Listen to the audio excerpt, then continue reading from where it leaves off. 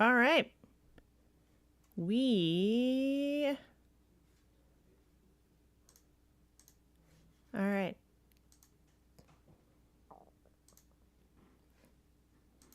Hmm. Hmm.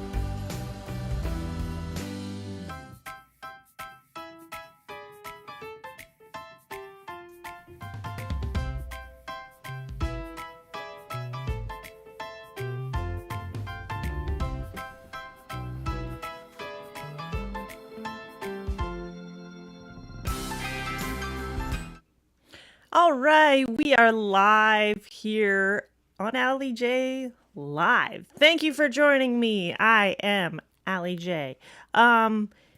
It's great to be here with you, and I am excited because tonight is here in Pennsylvania anyway, the election night is over because it is now 8 o'clock, so the polls are closed. I forget if they closed at 7 or 8 o'clock, but neither here nor there. The polls are closed.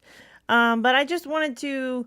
We're not going to sit here and go through all the incoming results or anything like that because it's not like it's a big presidential election or something. But it is a very important election. Every election is important because we're voting in people who are we're either voting in or trying to vote people out, basically, in this election. We have people from Union County. So here in my locale, basically, is Union. Within my vicinity is Union County, Snyder County, Northumberland County. I don't follow Northumberland quite as much, but Union and Snyder County are ones that I hear more about and know more people from. But I'm trying to expand my horizons per se, and I'm actually trying to line up some interviews with some local candidates or potential candidates or people who work with candidates. And so I'd like to invite anybody. Kind of my goal here is to try and give a voice to people in the local vicinity and state, I guess if it gets that big, and the state vicinity, and then maybe national. I don't know. I guess it just depends. It depends how widespread this podcast eventually becomes. But I would like to eventually expand to, I've already kind of gone statewide with Stephanie Borowitz on the podcast last year, and I'm hoping to have her back again. Trying to get some other state reps and some of their associates that work with them. But it's you know, it's a process, and you kind of have to learn as you go and grow, I guess you could say. I'll try to turn this down. I don't know if it's too loud or not, but it was kind of clipping a little bit. Um, but anyway, the goal of this is to give a voice to, maybe some candidates and some people who may not be able to get their voice out there as much as other, as your national candidates can, because they got all that money and all that different stuff. But, that's kind of my hope and goal, if you want to say, is to eventually get into doing that more often. But I also want to be able to have other topics, like whether it's church related, spiritually related, people from churches, or different people coming in and just being able to share some of their expertise on certain topics and different things like that. And then just having an all out, just, fun conversation, talking about current events, things like that. Speaking of which, I don't know if, for those of you who have not heard, there was a major explosion at the Muhammad Ali International Airport in Kentucky just a little while ago. I'm not sure how long ago. I just saw the video, and it was a UPS airplane was taking off from the airport, and it didn't even get very far, and it crashed. And it looked like, it was like a huge, massive explosion. And so I really feel for the people that were involved, the families of the people that were involved in that crash, because there were a couple people that were killed. The crew members, I'm assuming most likely it was the crew members. I don't know if anybody on the ground was hurt, but that was a major event that happened. A UPS cargo plane went down, and it was massive. I wanted to see if I could try and find the video, see if the video would pop up on my Facebook. But yeah, it was. If you watch the video, it's just like astounding. And then you have the people who are posting on Facebook about seeing the rocket that went into space from Europe. Europe's rocket that went up. So there's some exciting things and some tragic, if you want to say, exciting in a happy sense, and exciting in a sad sense, because you can get excited in a bad way, and you can get excited in a good way. So it's very tragic what happened in Kentucky, but the rocket's exciting. On my way. So I went out on my way home from work. I went to the grocery store for a little bit, and then I went out to vote. And on my way home from voting, I saw a meteor. So that was exciting to me. I was just driving along, all of a sudden, pew, it just came down, and it was like in a part of the sky where it was still partially light from the sun. So it was kind of exciting because it was like very unexpected, because I couldn't even see any stars in that vicinity. And so it was just like very unexpected. So that was the highlight of my night after voting. And yeah, it was something. So I hope you were able to get out and vote tonight. Or this afternoon, today, anytime really throughout the day. As I said, the polls are closed now, but I hope you were able to get out and vote. And because we've been talking about, there's been a lot of talk about why voting is important. And one of the big things that was on the ballot this year was the judge retention for the state Supreme Court. So I don't know, we're pretty far removed from COVID now, but For those of you that remember what happened during COVID with the shutting down of everything and the changes they made in the elections and different things like that, some people say it was justified, but a lot of people don't think it was justified how they changed the election laws and the way they did the elections and everything, with all the ballot harvesting and the ballot, different aspects of what happened during that time. And those three judges, I mean, if you want to call them Democratic judges or liberal judges or whatever you want to call them, judges are not supposed to be partial as far as a political party, but the way our society is nowadays, it's kind of hard not to be leaning left or right, in a sense of what your beliefs are. Things are supposed to be based on the Constitution, whether it's the state constitution or the federal constitution, but we're in a political divide right now, which is very obvious and very plain. But all I'll say is these judges played a huge part in the changes they made to election laws, and they also played a very big part in when in 2020 when they had the census. Okay, so this is a big one right here. In 2020, when we had the census, the Pennsylvania State House was still run by Republicans, was still run by conservatives, as was the Senate. The only thing that was not was the governor, which didn't really play a big part in this because the thing that happened was during the census, they count everybody that's in the state, and so they make changes to the districting maps based on population and different sections of population. It's not supposed to be based on whether a section of the state is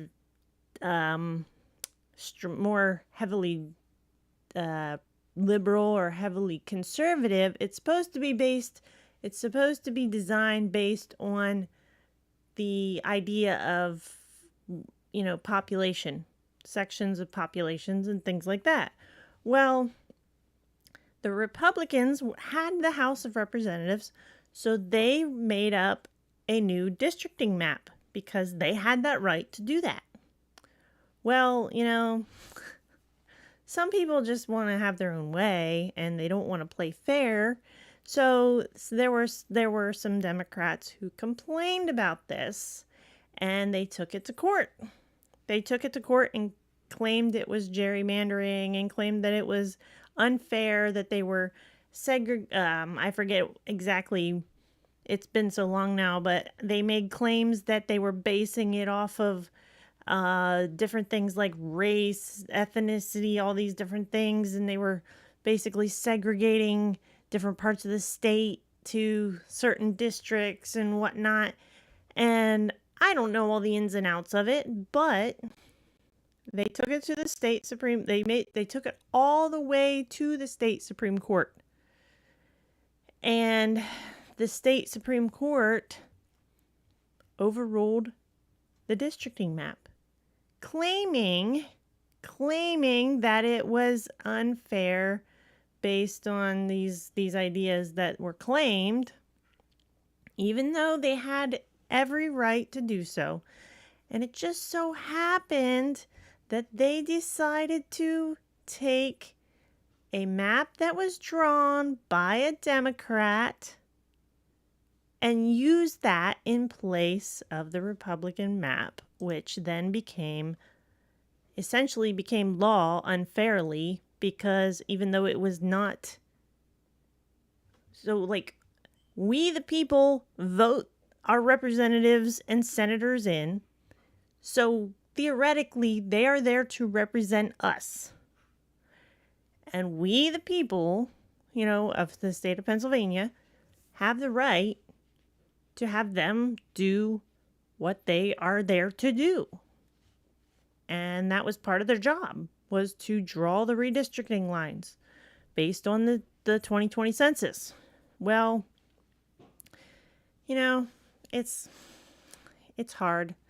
It's hard when you don't get your way sometimes, and you just want to do everything you can just to get your way. Well, that's what happened. The state Supreme Court, they overruled the Republican map and put in a Democratic map, which in turn eliminated, so when they did the census, it came to be that the state of Pennsylvania was going to lose a House of Representatives seat in the Congress. We were going to be losing a House of Representatives seat. Well, based on the redistricting map that the Republicans had made, it was going to be a Democrat that was eliminated from the House of Representatives. Well, what do you think happened when the Democrats redrew the map, or drew their own map? And it basically was a Republican that lost their seat, and it just happened to be our state representative, not state representative, our representative in Congress that was eliminated. His seat was eliminated. Our representative, Fred Keller, his seat just so happened to be the one out of the entire state to be eliminated. And he was it was a big Republican congressional area. They changed the districting map so that it combined his district, part of his district, in with G.T. Thompson. And we're not super happy with him right now because he's just kind of anyway, I won't get into all that right now, but let's just say that's old news. So that's just kind of to show you the history of what the state Supreme Court has done and how unlawful and unconstitutional the state Supreme Court actually is, because they have done some things that have gone against the state Supreme Court. And right now, if I remember correctly, I'm trying to remember how many state Supreme Court judges there are. My mind is blanking right now. I'm thinking of how many the federal Supreme Court has. So I'm going to look this up real quick. The PA State Supreme Court has,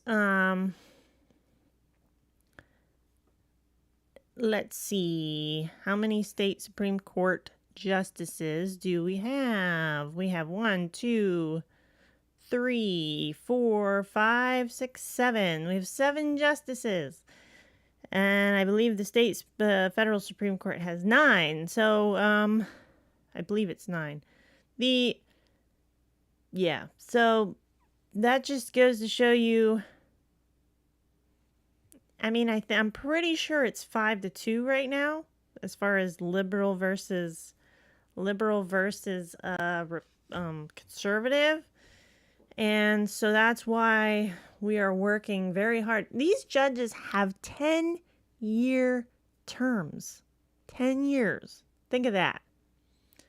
If these judges get their retention votes, get enough yes retention votes, they will be in there for another 10 years until we can vote them out, or heaven forbid they pass away or whatever, something bad happens. But that's always a possibility. You just never know, because life is life. But and tomorrow is never promised. But that's a topic for another day. But think of that, 10-year terms for these judges. And I don't know how much longer Pennsylvania can last having these, it's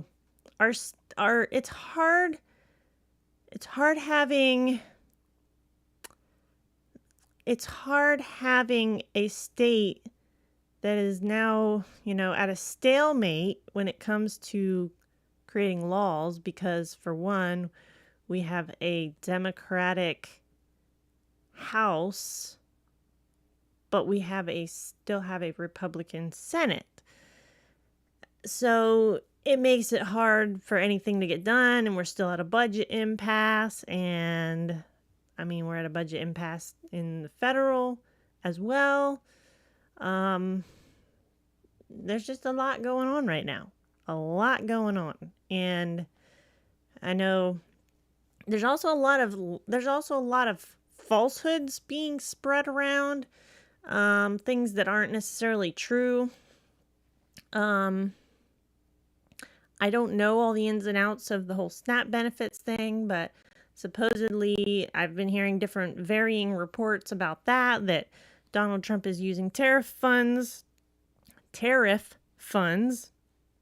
to supply the SNAP benefits until they get the budget passed. When will they get the budget passed? I don't know. And I have no idea what's happening in the state house as far as getting a budget passed there. Instead, they are more concerned about passing pro-abortion laws. I mean, like, seriously, we have no state budget, and you're more worried about passing abortion laws, like extreme abortion laws. And I thought we were, past all that. I mean, the state of Pennsylvania has standards of what it allows up for abortions as far as how many months, but they're trying to pass more radical abortion laws. I want to play a little clip for you from Stephanie Borowitz. She gave a very, very interesting speech on this topic when these bills were coming up, and it was spot on. It was very spot on, and I was just like, yes, this is great. She is hitting the nail right on the head with showing how radical these people have become in their idea as far as who these people really are, and how they, have just gotten so radical that they want to kill babies up until birth. Isn't that, like, that should be appalling to anybody, because everybody knows that you can look at somebody who is born prematurely. I mean, it's not rocket science. It's just not. And thank you, Jack, for that comment. I wish I could send you a pepperoni pizza, but I mean, maybe I can try and get you one from at work sometime, or I don't know, anyway. But all right, so I found this video. I'm gonna see if I can get it to play on here. I just need to get it set up real quick. But while I'm doing that, I'm going to try. Let's see. So if we do properties, I'm still getting used to using this program. It's become pretty easy to use now, but it's all right. Let me get this video up here for you. I'm gonna get this in here. Nope, that's not what I wanted. All right. I'm gonna play this clip for you, and I hope that it kind of gives you a glimpse into what is actually happening here. What does that say? I can't see it. I can't read it.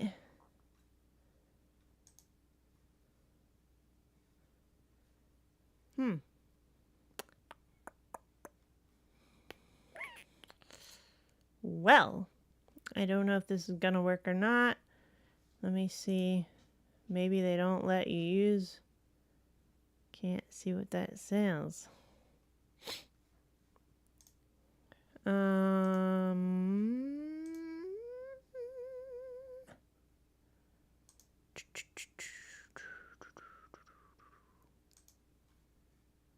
Let me get this up here. I don't know why it's asking to log in on there, but yeah, I was hoping to get this working. Let's just try it real quick, see what this does. See if I can play it. I don't know what that... It's playing. I see it's playing in the background. We'll stop that for now. But I can see it's playing in the background, but I don't know why it's not letting me why it is doing that. So I don't know. And I'm not sure how to get it to how to get that message to go away. So I'm gonna just skip it for now. So sorry about that. I need to do a little more research on how to get this to work. It's showing a login. It's showing a login page or something. I don't know what exactly it's trying to do, but I need to be able to see more on Facebook. Log in. Yeah, it's trying to bring up a login screen on here, and I'm not sure why, but oh well. We'll figure it out later, and I'll get it on next time. So, anyway, I tried. So, another topic to discuss is this whole idea of abortion, because it's becoming a very hot topic with it's becoming a very hot topic again. I don't know. I don't understand why, because it's gone back. The whole idea of getting rid of Roe v. Wade was to allow the states to make their own decisions. And I'm not thrilled about what Pennsylvania is trying to do. I'm not happy about it. And if they end up passing those laws, I mean, obviously it's a sad day in Pennsylvania, but it just goes to show you the state of the Commonwealth. I mean, like, it shows you the direction that we are heading, because she said in that video, this would make, or it was said in an article from, I believe it was it was said in an article that it would make Pennsylvania one of the most radical pro-abortion states in the whole country. Can you believe that? I mean, like, that boggles my mind that Pennsylvania could become one of the most radical states in the United States. Like, we went from being the founding state of, well, maybe not the founding state, but we used to have the signing of the Declaration of Independence was in Philadelphia. Independence Hall is down there. Basically the founding of the United States happened in Pennsylvania, and we're tearing it all apart with all these radical agendas and different things like that. It's as I said, it's a sad day in Pennsylvania when these types of laws are being pushed.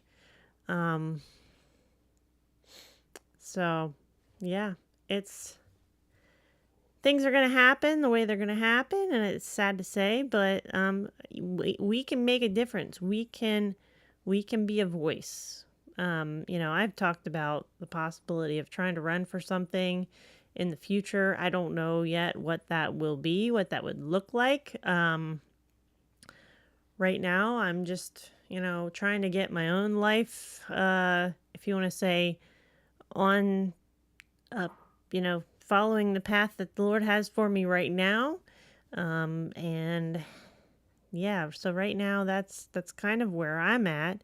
But there may come a day. There may come a day when um, I'm not ruling out the idea of running for something myself. But until that day comes, I'm just gonna keep doing this and being a voice for those who don't have a voice, whether that's the unborn, um, you know, being a voice for the the ones that are being oppressed, as far as you know, it's funny how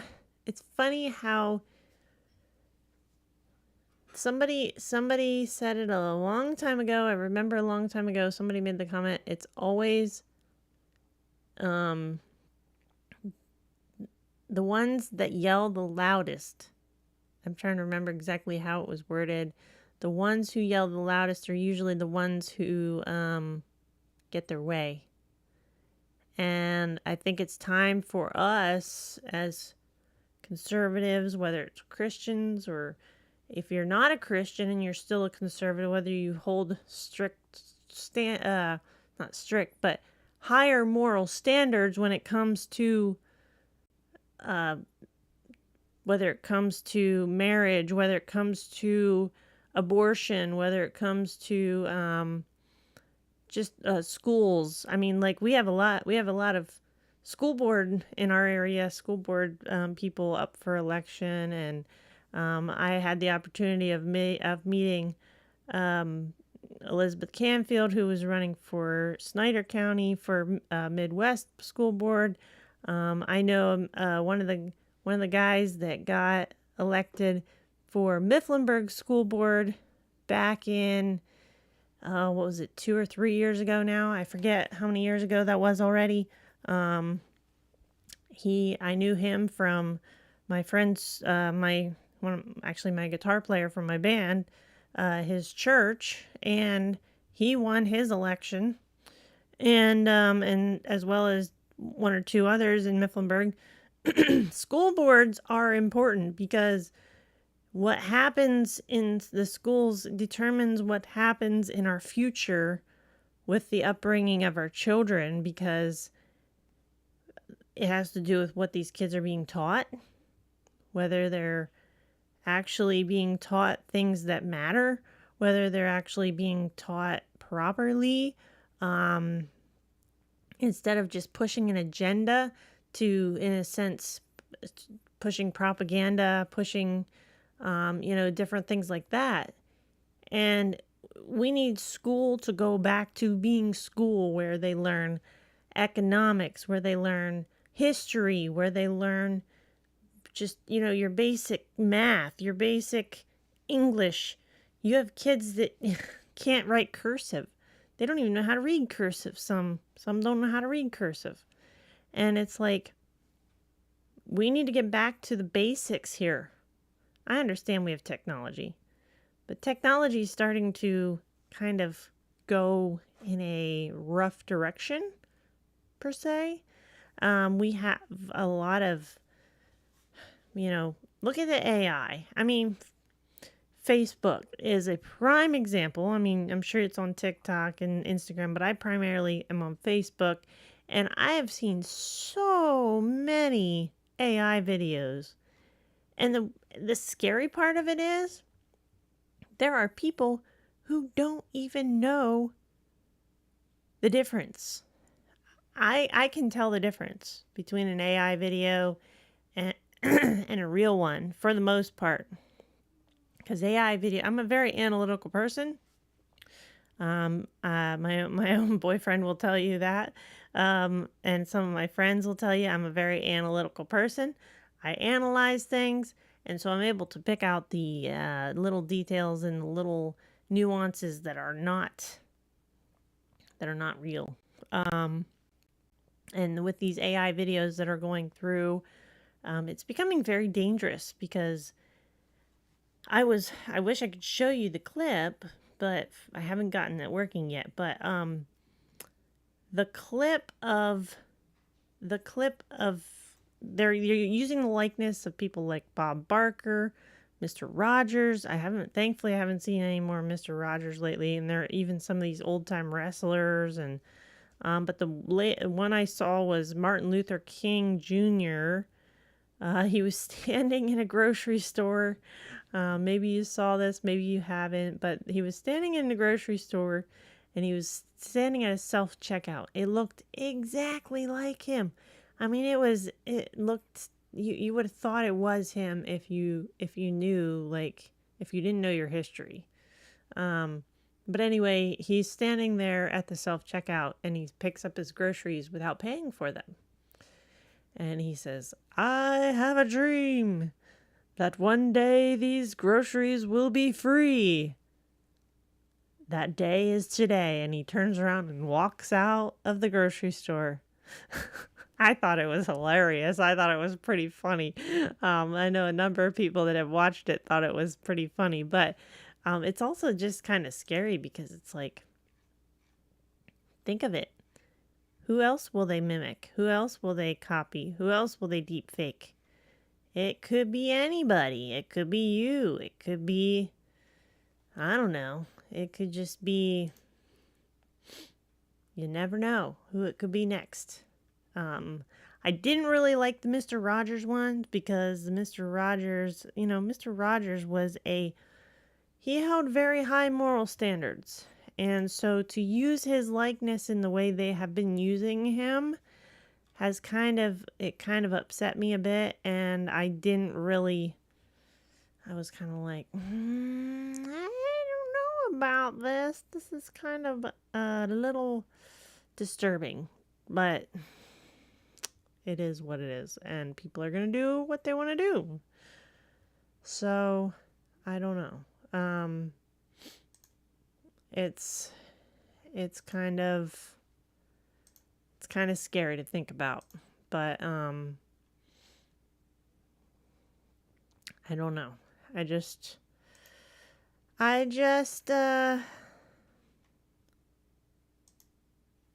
think it's kind of scary.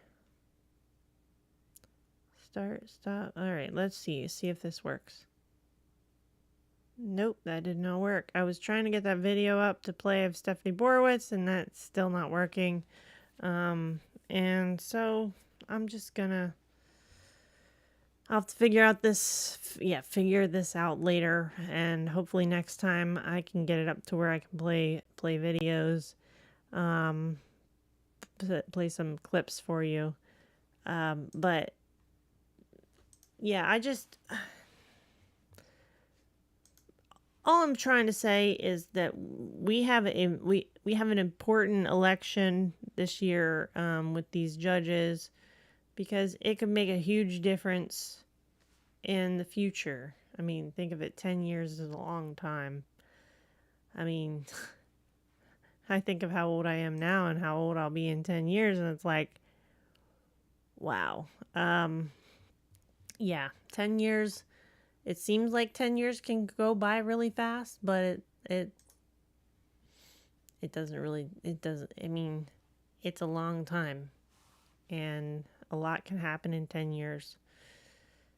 We might not even recognize the state of Pennsylvania in 10 years, depending what happens. And part of the problem with this whole, going back to the redistricting thing, is now, since Donald Trump got back into office, he's been encouraging the red states to purposefully redistrict their maps to eliminate seats. Now it has become that they are doing it out of spite, on purpose, and now the Democrats are doing the same exact thing. You have Governor Newsom pushing for it to be done in California, with the thing that he put on the ballot to allow Congress to draw a new redistricting map. Um, you have, so you have that. And then it's just kind of, it's all spiraling. And I mean, I don't know if it's actually gonna help one side or the other in the long run. It's hard to say because, and now I think the danger of this, it has become very polarizing. And this whole unity thing to me is kind of, we're a little past that, put it that way, as far as trying to unify the Republican and Democratic Party because they've become so polarizing opposite.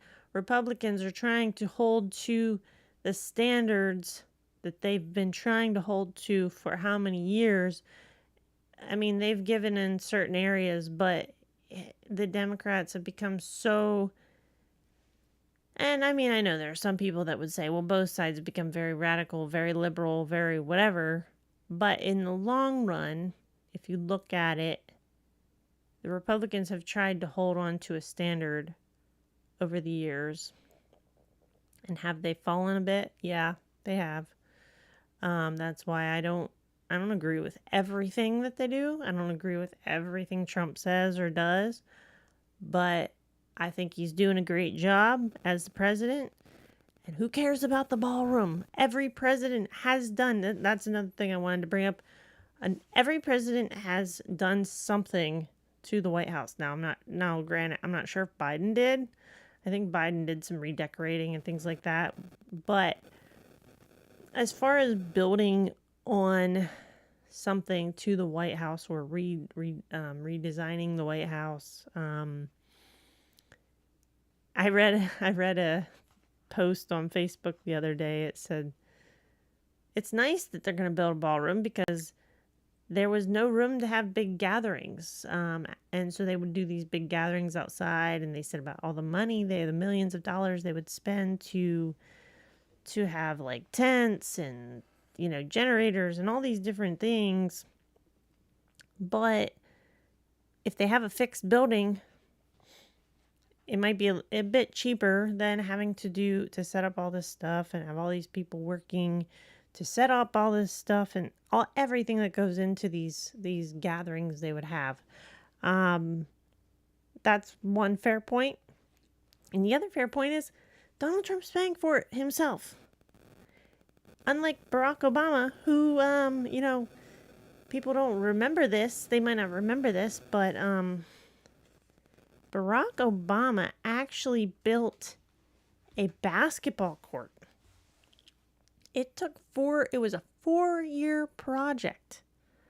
He built a basketball court outside the White House so he could play basketball. How he knew he was going to be there in 4 years, I don't know. But that's besides the point. The point I'm trying to make is Barack Obama used taxpayer dollars to build that. And so, yeah, don't try to compare don't try to say that what Donald Trump is doing is a terrible, terrible thing because he's wasting money, he's doing this, he's destroying history or whatever. I mean, when it comes to the main point, this is actually the White House was actually rebuilt because it was actually burnt down, and I don't remember the exact details of the moment that it was burnt down. But this is actually the second White House, and so as far as the whole history thing goes, I'm sorry people, but that's not really a leg to stand on. The last thing I really want to talk about right now, before we end this podcast, the Erica Kirk situation. I know there's been a lot of controversy over the whole Erica Kirk thing, and one of my biggest pet peeves or gripes, whatever you want to call it right now, has been Candace Owens. I kind of feel like she's been instigating a lot of negative connotation towards Erica Kirk. I mean, believe about her what you want. I've not seen any evidence to point to the fact that she's faking these tears. She's faking these. I mean, like, everyone grieves in their own way. Everyone has their process. And from the sounds of it, Charlie Kirk and Erica Kirk, at least Charlie Kirk did, had very, very, very strong faith in their belief in God and belief in Jesus and their belief in heaven. That heaven is where Charlie is right now. I can't believe that we're still arguing this, but we're still debating this. Like, now, I mean, like, Candace Owens has been coming out and saying some very ridiculous things that she thinks, like, now, I love how he gets killed, and then she comes out of the woodwork with all this information. It's like, he's not here to defend himself, and you're saying all this stuff, and it's just kind of mind-boggling, because she claims that she's doing all this investigation and she's uncovering this and that, and I've yet to see anything come to fruition from what she has said. I've not seen Turning Point, if you want to say, come out and, I don't know, like, say that all this stuff she's saying is true, for one. And then the implication that Erica Kirk is somehow involved in this, and then, oh my word, it's like the lies that were being spread about Erica Kirk and JD Vance, that's just nonsense. I mean, like, come on, people. Why in the world are we pushing this stuff? And the sad part of it is a lot of people believe this stuff that's being spread around on social media. And like I said, AI is playing a big part in a lot of the deception that's happening. I heard this a long time ago. Somebody made the comment, they wondered if maybe the great deception was going to be the use of AI.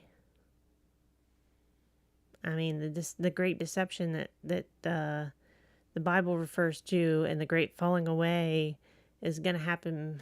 I don't think it's going to happen because of AI. I think it's just going to happen because people's hearts are going to turn away from God, and we're seeing that right now. The pastor talked about that in church on Sunday, and it's interesting how, we are seeing a great falling away, but we are also seeing a great harvest. So it's like the middle of the road is starting to disappear. The middle road is starting to disappear. That you could be, the Bible says you need to either be hot or cold. Do not be lukewarm. And we are starting to see that. We are starting to see Christians people we thought were Christians who are starting to drift. That divide is starting to happen. And that middle road is starting to disappear.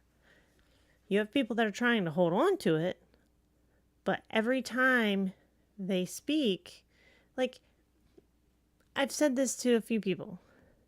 Whenever you take a stance on something, whether it's abortion, whether it's homosexuality, whether it's, transgenderism or any of those types of things, if you even just leave a slight bit of, oh, well, I might support this. I might support it in this way, but I don't support it in this way. Your view on it is slanted. You either need to say, yes, I agree with this, or no, I don't agree with this. You can't be middle of the road. You can't be playing both sides of the fence. You can't, it's just not a reality anymore. I'm sorry to say. That's how a lot of people tried to live their lives the last 30, 40 years. It's like, well, if I just stay neutral on it, then I'll be okay. Then nobody will be mad at me. I mean, yeah, you can sit back and live your life that way, but I hate to say it, but the way society is going, it doesn't matter whether if you try to take a neutral stance, you're going to have the liberal side saying you're a MAGA or whatever. And then if you say you try to appease to the liberal side by saying, well, I agree with abortion for these reasons, but I don't for these reasons, they're going to be mad at you because you don't support them 100%. And then the same goes for the conservative side, because if you say, well, I support abortion for these reasons, but not for these reasons, then you have the ones, I mean, I'll admit, I could be called an extreme anti-abortion because I don't agree with abortion for any reason, no matter what it is. And I'm not afraid to say it because that's my stance on it. But I'm not going to get mad at somebody for saying, well, I agree with abortion for these reasons. I'm not going to get mad and slander them and say you're a horrible, horrible person.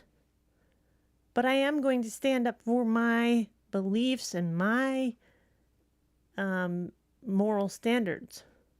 And I'm going to be like, well, hey, maybe you can take a look at it from this point of view. Using the example of abortion.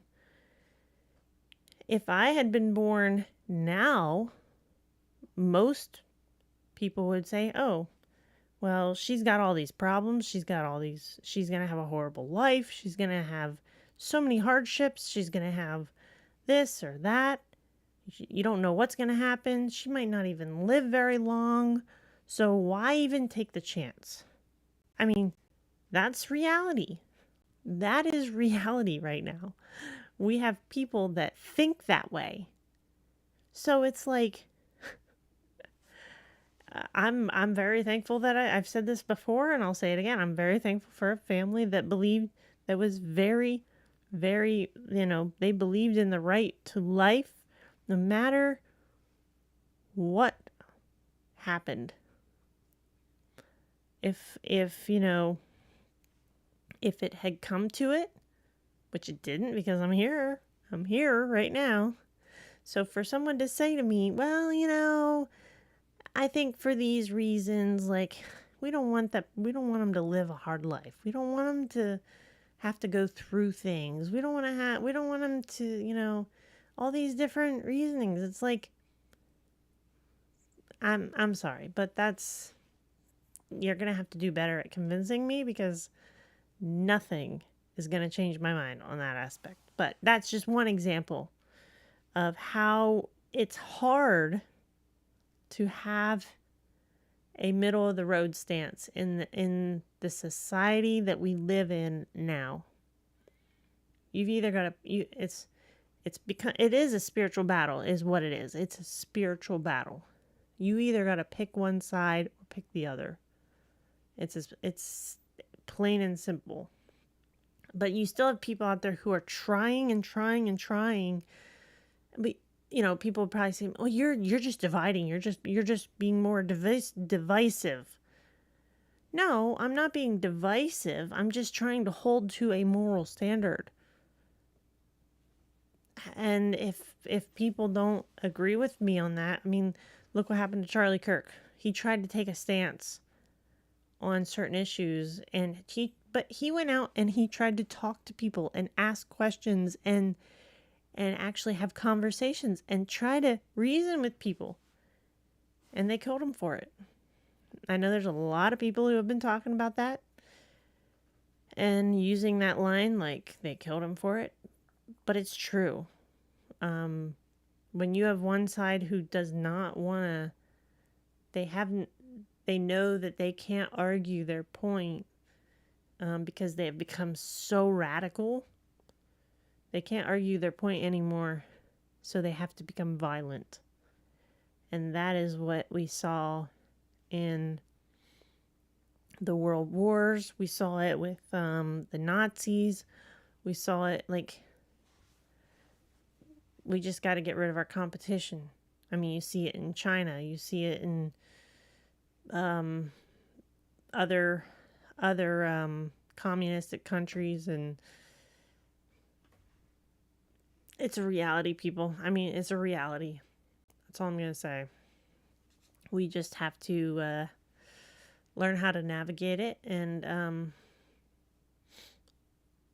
it's more than just learning to be accepting of people, but it's learning, like Charlie Kirk tried to do. It's learning how to talk to people without just getting angry and wanting to. I think it's about having an open mind, in the sense, not an open mind of, oh yes, just accept anything anybody says.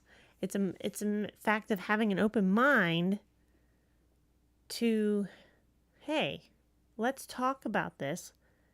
Let's think about this, and let's reason why this could be good or why this is bad. But instead now it's like, well, if you don't agree with me, you're a horrible person. Whether you're, I mean, we see it on both sides. I admit it. I'm not gonna play around.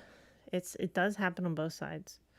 And but like I said, that middle of the road stance that so many people tried to take over the last 30 years, 40 years, however long, that middle road's pretty much gone.